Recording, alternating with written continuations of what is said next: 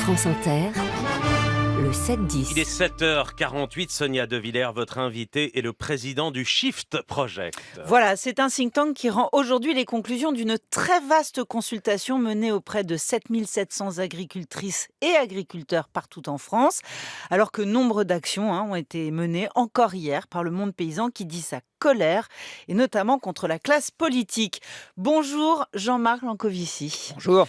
Depuis 1 an et demi, vous travaillez d'arrache-pied à la remise d'un rapport très fouillé pour tendre vers une agriculture, je vous cite, bas carbone, résiliente et prospère. Vous avez réuni récemment tous les syndicats agricoles pour débattre de vos propositions, ça a été musclé. Mais d'abord, vous, l'ingénieur, vous devenu le pape du climat avec votre bande dessinée vendue à plus d'1 million d'exemplaires dans 30 pays, figure à la fois populaire et consultée par les responsables politiques. L'agriculture, la vie des agriculteurs, le vivant, la biodiversité, ça faisait pas partie de vos sujets?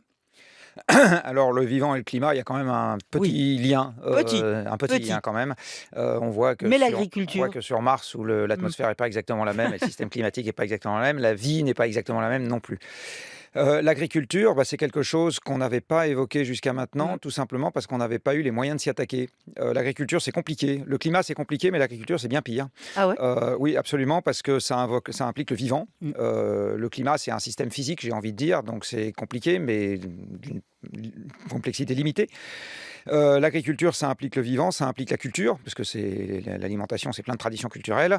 Dominique Seux en parlait à l'instant, ça implique aussi de la complexité réglementaire, et pas qu'un peu. Moi, j'ai toujours pas compris dans ces détails ce qu'était la PAC. Enfin, c'est un truc juste... La politique agricole commune. Oui, enfin, c'est l'œuvre d'une vie d'arriver à comprendre exactement ce qui se loge là-dedans. Donc, c'est extrêmement compliqué, et pour autant, c'est indispensable. Et en fait, on a un peu tendance à l'oublier, nous les urbains, pour lesquels la nourriture sort du supermarché. Alors jusqu'à maintenant, on n'avait pas eu les moyens, notamment parce qu'on voulait au Shift Project attaquer ce sujet-là avec une indépendance éditoriale complète.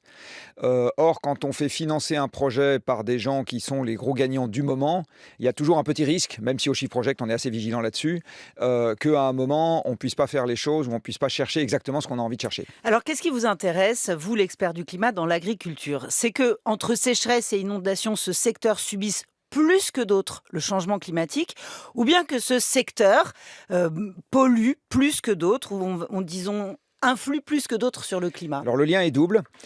D'une part, l'agriculture est extrêmement dépendante du climat. Ouais. Il faut quand même rappeler que la sédentarisation de notre espèce, qui a démarré il y a 10 000 ans, est due à la très grande stabilité du climat qui a démarré il y a 10 000 ans. Avant, le climat a connu une grande instabilité qui était le passage de l'ère glaciaire à l'ère actuelle. Et pendant cette époque-là, notre espèce ne pouvait être que nomade parce qu'on ne pouvait pas s'installer quelque part, commencer à développer une agriculture qui aurait été immédiatement à l'échelle de quelques siècles, mais quand même, c'était immédiatement à l'époque, était mise à mal par des conditions climatiques qui auraient changé. Donc en fait, la stabilité climatique, c'est ça qui a permis le développement de civilisations sédentaires agricoles. Donc le lien dans ce sens-là, il est très très fort. Une déstabilisation du climat déstabilise et ça a déjà commencé. Vous avez des agriculteurs dans la consultation qu'on a faite qui nous ont dit avant, on avait une mauvaise récolte tous les 20 ans, puis ça a été tous les 10 ans, maintenant c'est tous les 3 ans. Bon. Donc dans ce sens-là, il y a une déstabilisation.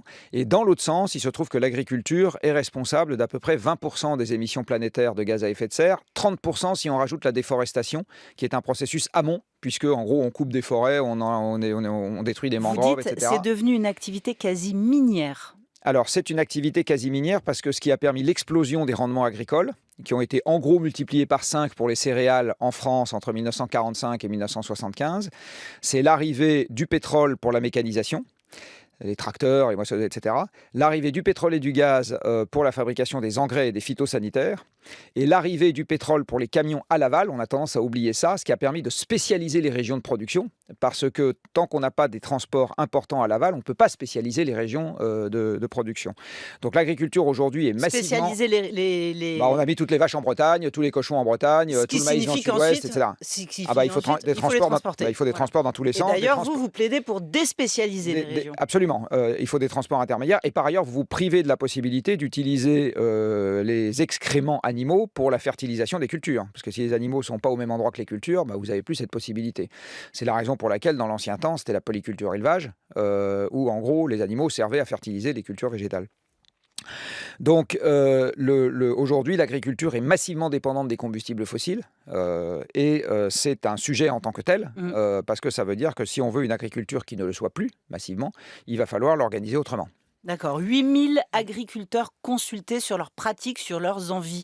Un immense sondage pour ne pas être totalement déconnecté, faire du jus de crâne à Paris, loin du terrain et de la réalité de ce que vit le monde paysan aujourd'hui, le monde paysan très en colère.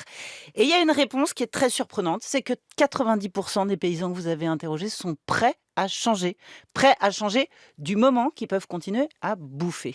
Alors, En gros. et à nous faire bouffer. Et à nous faire bouffer. Oui, non mais c'est vrai. Oui, alors ce sur quoi on a mis le doigt avec ce sondage, c'est qu'en gros, le principal frein à ce que l'agriculture réponde aux attentes environnementales de la société, je vais le dire comme ça, tout en continuant quand même, parce que c'est quand même ça son but premier, à produire de quoi nous nourrir, c'est une limite économique. En gros, les agriculteurs nous disent, nous on est prêts à faire des choses qui vont dans le sens des attentes sociétales, utiliser moins de phytosanitaires, diversifier les cultes, etc. Juste, on ne veut pas que ça, pardon du mauvais jeu de mots, nous mette sur la paille. D'accord. Il faut savoir qu'aujourd'hui, la valeur ajoutée qui va aux agriculteurs quand on passe le magasin et qu'on paye le ticket de caisse, c'est 7%.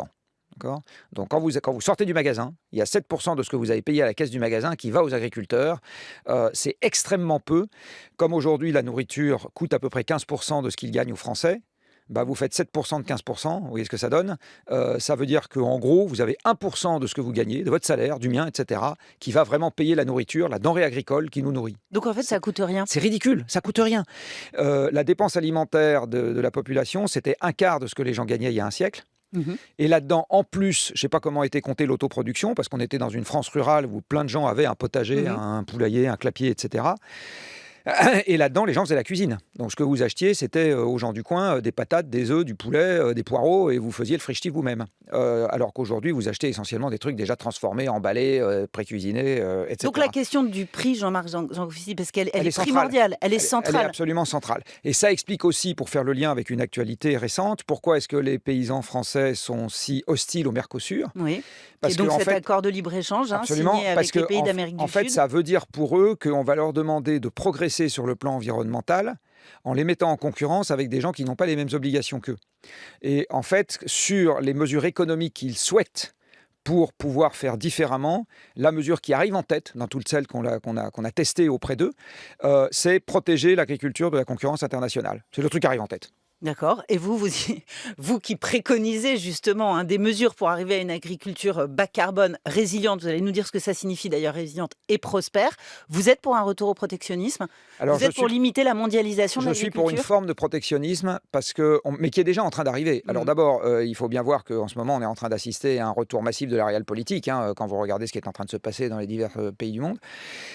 Et par ailleurs, ce protectionnisme, il arrive déjà avec, par exemple, ce qu'on appelle la taxe carbone aux frontières, qui n'est pas vraiment une taxe carbone, mais peu importe, c'est déjà une forme de protectionnisme. C'est un protectionnisme basé sur la norme et pas basé sur les prix, mais c'est une forme de protectionnisme. Et moi, je suis extrêmement favorable à ça parce que vous ne pouvez pas mettre en compétition des gens qui ont des obligations avec des gens qui ne les ont pas. Ça flotte pas, ça ne marche pas. Deux mesures parmi les multiples que vous proposez. Réduire de 70% le recours aux engrais minéraux azotés. Pourquoi ?